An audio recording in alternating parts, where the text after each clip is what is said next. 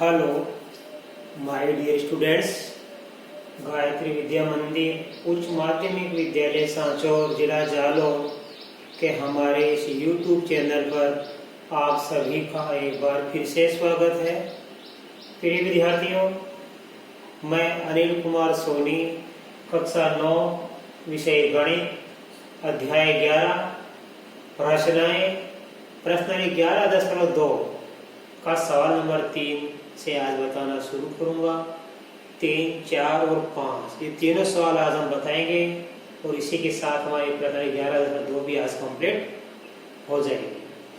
देखो बच्चों, question number 3 में क्या लिखा है? त्रिभुज PQR की रचना कीजिए जिसमें QR बराबर 6 सेमी, कोण Q बराबर 60 डिग्री, PR माइनस PQ बराबर 2 सेमी हो। बच्चों, इसके पहले हमने आपको सवाल नंबर 2 सिखाया था, ठीक उसी प्रकार का सवाल है। तो question number 1, 2, 3 same to same है। क्या दिया? एक आधार दिया है, एक कोण दिया है, राइट। तथा कभी दो भुजाओं का अंतर दिया होगा या कभी दो भुजाओं का योगफल भी साथ में दिया हुआ आ सकता है। यहाँ दो भुजाओं का अंतर दे रखा है 2 सेमी, राइट। हम क्या करेंगे? सबसे पहले जो आधार दिया है वो खींचेंगे। आधार QR 6 सेमी है। देखो बच्चों, ये हमने आधार QR कितना खींचा? ये हमने 6 सेमी खींच दिया, राइट। आप नीचे लिख सकते हो। अब हम Q पर 60 डिग्री का कोण बनाएंगे प्रकार की सहायता से, जो कि आपको सिखा रखा मैंने। Q बिंदु से एक चाप काटेंगे और फिर यहाँ से लेकर उसी त्रिज्या का एक चाप हम काट देंगे। तो ये हमारा 60 डिग्री का कोण हो गया, राइट।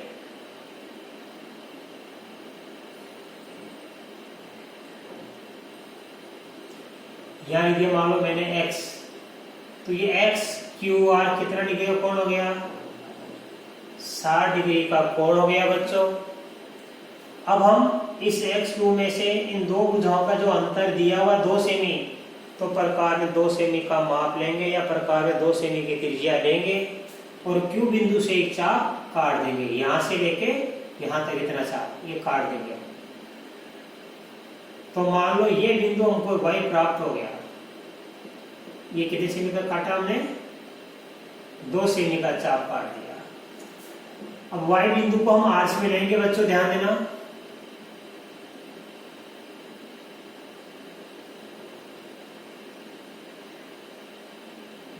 बड़ा कर लो इसको।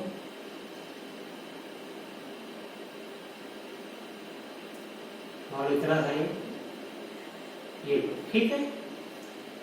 हमने Y को R से मिला दिया।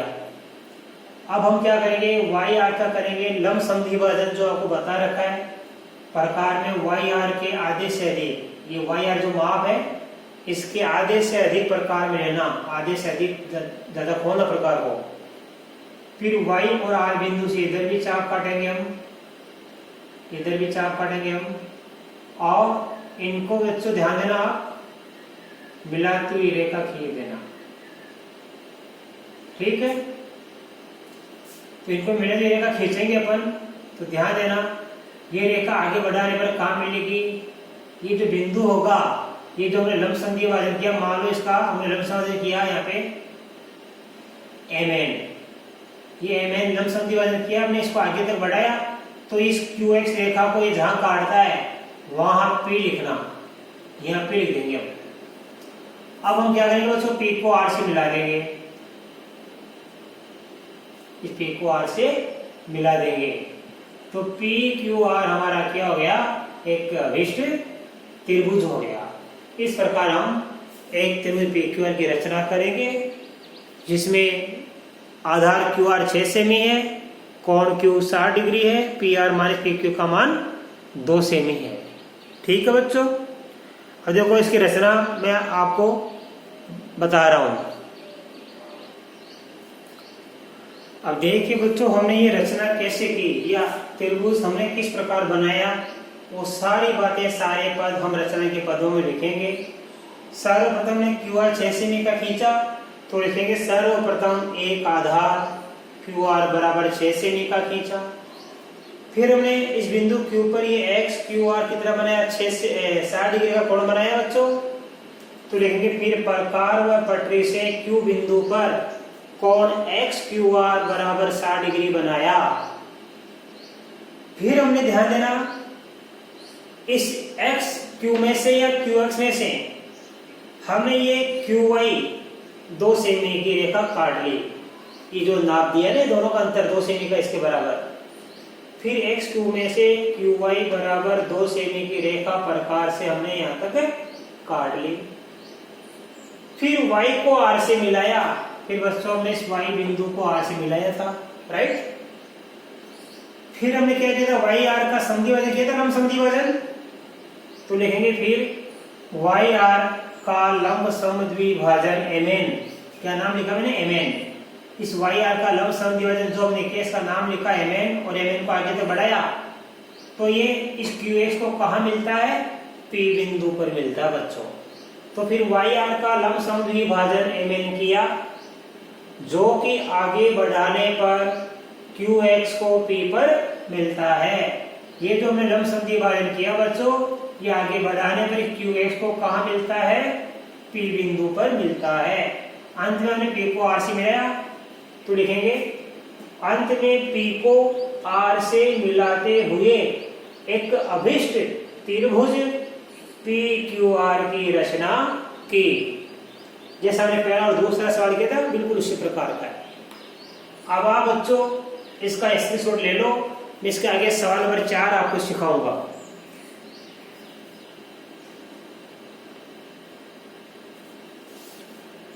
देखिए बच्चों, क्वेश्चन नंबर 4 में क्या लिखा है, एक त्रिभुज XYZ की रचना कीजिए जिसमें कोण y बराबर 30 डिग्री, कोण z बराबर 90 डिग्री व xy plus yz plus zx बराबर 11 सेमी हो। इसका मतलब ये बच्चों कि हमारे सवाल में आधार के दो कोणों का मान दिया गया है और ध्यान देना त्रिभुज की तीनों भुजाओं का योग 11 सेमी है। तो ऐसा सवाल परीक्षा में 100% आता है बच्चों। वेरी इंपॉर्टेंट है, जरा ध्यान से समझना। जब त्रिभुज की तीनों भुजाओं का योग दिया गया हो, आधार के दोनों कोणों का मान भी दिया गया हो, तो हम त्रिभुज की रचना कैसे करेंगे देखना। सबसे पहले हम तीनों भुजाओं के योग के बराबर जो भी रेखा खंड दे रखा है, आप तीनों भुजाओं का योग 11 सेमी, तो 11 सेमी का एक रेखा खिंचवाओ। सबसे पहले ये मान लो ये हमने खींच दिया 11 सेमी का, मान लो PQ। अभी XY जो नाम दिए त्रिभुज का XYZ, ये नाम मत लिखना अभी, ये बाद में आएगा, ये तो बाद में आएगा, है समझ में। अब आप ध्यान देना अच्छे से कि मान लो यहां पे ये PQ ने कितना सेमी खींच दिया, ये हमने 11 सेमी का रेखाखंड खींच दिया। अब हम ध्यान देना इन दोनों के आधे कोण y का आधा, ध्यान देना 1/2 कोण y, ये तो कहां बनाएंगे P पर, और 1/2 कोण z, ये कहां बनाएंगे, Q पर बनाएंगे हम, राइट। अर्थात y का आधा कितना बन जाएगा 15 डिग्री और z का आधा कितना बन जाएगा 45 डिग्री। जो ये कोण दिए हुए हैं उनके आधे आधे माप के कोण बनाना, यहां बनाना 15 डिग्री का और यहां बनाना 45 डिग्री का। तो आप प्रकार से और पटरी से बना देना, यहां 15 डिग्री का कोण ये हमने बना दिया, मान लो 15 डिग्री का कोण, और यहां बना देना बच्चों 45 डिग्री का कोण, ये हमने बना दिया 45 डिग्री का कोण। और मान लो कि जहां पे देखो ये P बिंदु पे 15 डिग्री कोण बना के हमने क्या रेखा खींची, मान लो हमने खींच दी यहाँ पे PR और यहाँ पे Q बिंदु पे 45 डिग्री कोण बना रख दिया हमने QS, कुछ पे नाम दे सकते हो। और दोनों जहां प्रतिच्छेद करें वहां हम लिखेंगे ये YZ के अलावा कौन सा बिंदु X, यहां लिखेंगे X बिंदु। राइट। अब हम क्या करेंगे बच्चों, इसके बाद में इस पीएक्स का करेंगे लंब समद्वि भाजन। तो प्रकार को आधे से ज्यादा खोलना, इस पीएक्स के आधे से ज्यादा प्रकार को आधे से ज्यादा खोल के पी बिंदु और एस बिंदु से ऊपर नीचे चाप काटेंगे रेखा के, ऊपर भी चाप काटेंगे देखो और नीचे भी चाप काटेंगे, इनको मिला देना ऐसे, राइट। तो ये लंब समद्वि भाजन मान लो हमको यहाँ पे इस आधार PQ को जहां मिलेगा तो यहाँ लिख देना बिंदु Y, ये बिंदु Y ये होगा, ठीक है। पहले हमने PQ रेखा खींच दिया 11 सेमी का जो भी योगफल दिया है, फिर दोनों कोण के आधा कोण बना दिया, 30 का आधा 15 इधर बना दिया और 90 का आधा 45 डिग्री यहाँ बना दिया, दोनों जहां प्रतिच्छेद करते हैं वहां हमने लिख दिया। अब हम इस रेखाखंड PX का लंब समद्वि भाजन कर दिए जो कि PQ को Y बिंदु पर मिलता है, Y लिखेंगे हम। इसी प्रकार XQ का लंब समद्वि भाजन करेंगे, वही तरीका जो प्रकार को इस XQ के आधे से ज्यादा खोल देना, तो X और Q से ऊपर भी चाप काटना और नीचे भी चाप काटना, इनको मिला देना,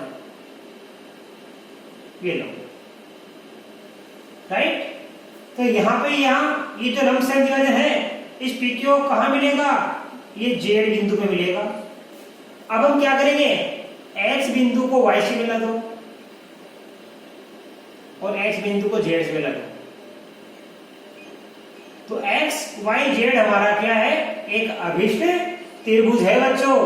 इस प्रकार ये आपका सवाल बन गया, इस त्रिभुज की रचना हमने कर दी। अब देखो इसकी मैं रचना लिख रहा हूं कि हमने ये आकृति कैसे बनाई, इस रचना के पद लिखेंगे बच्चों, ऐसा समझ में। हमें रचना के पद लिखने, हमने आकृति कैसे बनाई। अब देखिए बच्चों रचना के पद, हमने इसकी रचना कैसे की। सर्वप्रथम एक आधार रेखा PQ बराबर 11 सेमी की खींची, यानी तीनों भुजाओं के योगफल के बराबर हमने एक आधार रेखा PQ खींची। ध्यान दे त्रिभुज का जो नाम दिया है ना, उस नाम के बिंदु मत लिखना, उनसे अलग लिखना। X Y Z दिया तो इन तीन को छोड़ के अन्य कोई नाम लिखना। हमने P और Q लिखा, तो सबसे पहले PQ आधार रेखा 11 सेमी की खींची।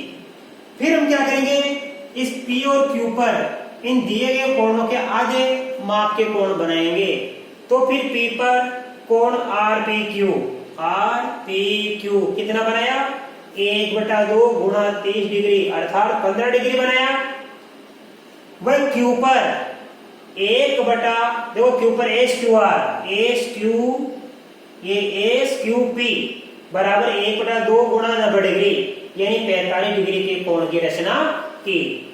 RPQ 15 डिग्री, SQP हमने 45 डिग्री का कोण बना के रेखाएं दोनों खींच दी। दोनों कोणों को मिलाने वाली रेखा X बिंदु पर प्रतिच्छेद करती है। ये दोनों कोणों को मिलाने वाली रेखा कहां प्रतिच्छेद कर रही है, जहां भी प्रतिच्छेद कर रही है वहां हमने क्या नाम दिया बच्चों, X नाम दिया। अब हम क्या करेंगे, ध्यान देना। अब हमने इस XP का लंब समद्वि भाजन किया जो कि इस आधार को कहां मिलता है, Y पर, और XQ का भी हमने लंब समद्वि भाजन किया जो कि इस आधार को कहां मिलता है, Z पर, यानी PQ को क्रम से Y और Z पर मिलते हैं। तो लिखेंगे फिर XP व XQ का लंब समद्वि भाजन किया। इस XP का हमने लंब समद्वि भाजन किया, इस XQ का भी हमने लंब समद्वि भाजन किया जो कि PQ को क्रमशः, इस PQ को क्रमशः Y व Z पर प्रतिच्छेद करते हैं। Y और Z पर प्रतिच्छेद, इसका लंब समद्वि भाजन इस PQ को Y बिंदु पर प्रतिच्छेद करता है और XQ का लंब समद्वि भाजन इस PQ रेखा को Z बिंदु पर प्रतिच्छेद करता है। अंत में क्या किया, X को Y व Z से मिलाया, X बिंदु को Y से मिलाया और Z से भी मिलाया। अंत में X को Y व Z से मिलाते हुए अभिष्ट त्रिभुज हमारा X Y Z की हमने रचना की। इस प्रकार आपके रचना के पद लिखने हैं बच्चों। अब आप इसका स्क्रीनशॉट ले लीजिए। इसके बाद हमारा एक सवाल और बच गया, क्वेश्चन नंबर 5। मैं आपको 7 और 5 भी हल करके बता रहा हूं। देखिए बच्चों क्वेश्चन नंबर 5 में क्या लिखा है, एक समकोण त्रिभुज की रचना कीजिए। समकोण त्रिभुज किसे कहते हैं, जिसका कोई एक कोण 90 डिग्री का हो। जिस त्रिभुज का कोई एक कोण 90 डिग्री का हो, जिसमें आधार 12 सेमी है तथा कर्ण और अन्य भुजा का योग कितना है 18 सेमी। यानी कर्ण और एक अन्य भुजा, तो दो भुजा की, एक तो अन्य भुजा और एक कर्ण, इन दोनों को भुजाओं का योग कितना हो 18 सेमी। तो जैसे हमने सवाल नंबर 1 किया था उसके प्रकार ये होगा बच्चों। देखो सबसे पहले इसमें नाम नहीं दिया तो उसका A B C P Q R या एक्स वाई जेड कोई भी नहीं है, हम अपने मन से लिखेंगे, कोई भी नाम दे दो आप। आधार 12 सेमी का खींचेंगे बच्चों। देखो ये आधार मान लो हमने बीसी कितना खींच दिया 12 सेमी खींच दिया। अब देखो कोण नहीं दिया तो आप दिमाग लगाना, समकोण त्रिभुज का कोई एक कोण कितना होता है 90 डिग्री का होता है। तो आप चाहे यहां बना लो चाहे यहां बना लो, मैं यहां बनाऊंगा प्रकार की सहायता से 90 डिग्री का कोण। आपको सिखा रखा है मैंने, यहां से एक चाप काट दिया फिर यहां से एक चाप उसी त्रिज्या के। अब प्रकार थोड़ा ज्यादा खोलना, यहां और यहां से चाप काटेंगे इसके बीच में, यहां से इधर काट दिया और यहां से इधर काट दिया, तो ये हमारा 90 डिग्री का कोण हो गया। राइट, ये मैंने बना दिया 90 डिग्री का कोण। अब हम क्या करेंगे बच्चों, ध्यान देना, हम क्या करेंगे इसमें से, ये मान लो मैंने किया x, इसमें से हम क्या करेंगे कि अन्य दो भुजाओं की योग कितना 18 सेमी। तो आप अपने स्केल से नाप लो, प्रकार से लो, यहां से लेके 18 सेमी का चाप काट देना। 18 सेमी यहां से लेके ये काट दिया। राइट, मान लो मैंने ये दिया भाई, ये कितने सेमी का चाप काटा हमने, यहां से लेके 18 सेमी का। अब आप y को c से मिला देना, ये ठीक है, हमने y को c से मिला दिया। अब हम क्या करेंगे, इस cy रेखा का लंब समद्वि भाजन करेंगे। प्रकार को क्या करेंगे, इस cy के आधे से ज्यादा खोलना।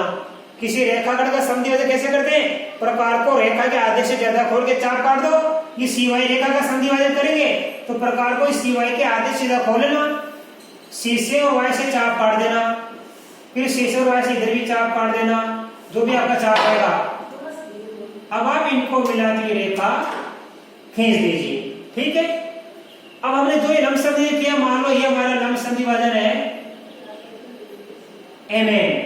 ठीक है, तो ये CY का लंब समद्वि भाजन हमारे YB रेखा को कहां काटेगा, A बिंदु पर। जहां काटेगा वहां क्या लिखेंगे A बिंदु, और एक को मिला देंगे C से। इस प्रकार हमारा ABC एक अभिष्ट त्रिभुज हो गया, समकोण त्रिभुज, जिसका आधार कितना 12 सेमी तथा AB को और AC को नाप लेना। तो इस भुजा का और इस भुजा का योग कितना आ जाएगा आपके 18 सेमी आ जाएगा। अब मैं आपको इसमें रचना के पद लिख के बता रहा हूं। अब देखिए बच्चों, हमने इस त्रिभुज की रचना कैसे की, उसके रचना के पद हम लिखेंगे। तो देखो मैंने 5 पॉइंटों में इसके रचना के पद दिखाए हैं। नंबर 1, सर्वप्रथम आधार BC बराबर 12 सेमी खींचा।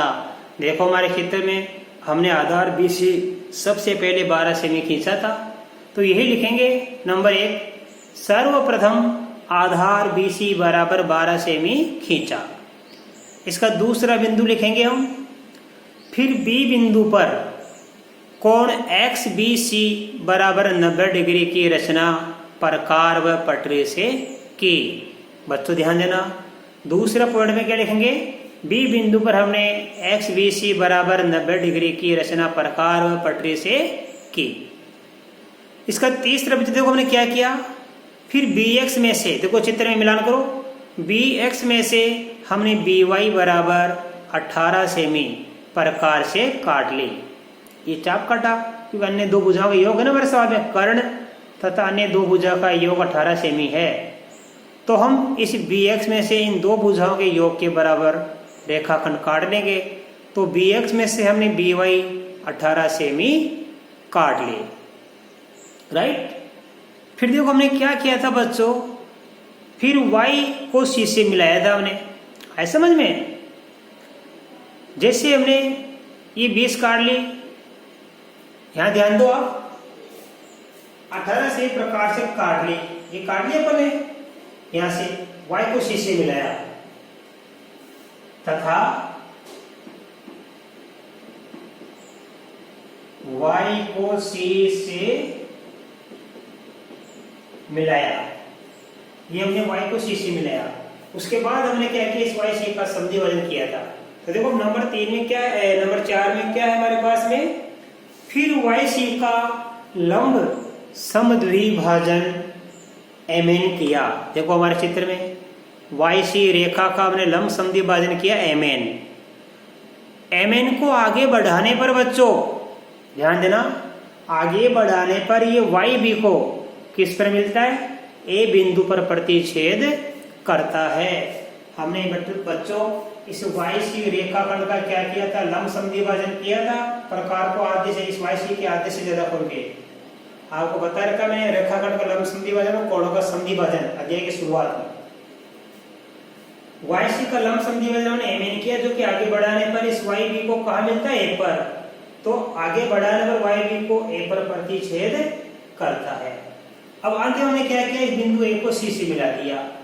तो अंत में A को बिंदु C से मिलाते हुए एक अभिष्ट समकोण त्रिभुज ABC की रचना की।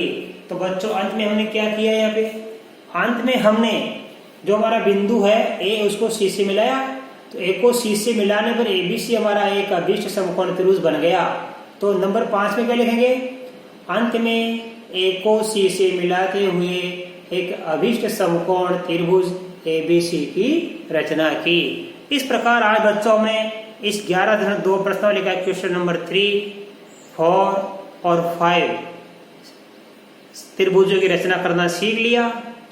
और इसी के साथ हमारी ये प्रश्नावली 11.2 आज कंप्लीट हो गई। और मैं आशा कर सकता हूँ कि आज बताए गए सारे सवाल आपने अच्छी तरह समझे होंगे। बाकी आगे के प्रश्नावली मैं कल के वीडियो में सिखाऊंगा। धन्यवाद।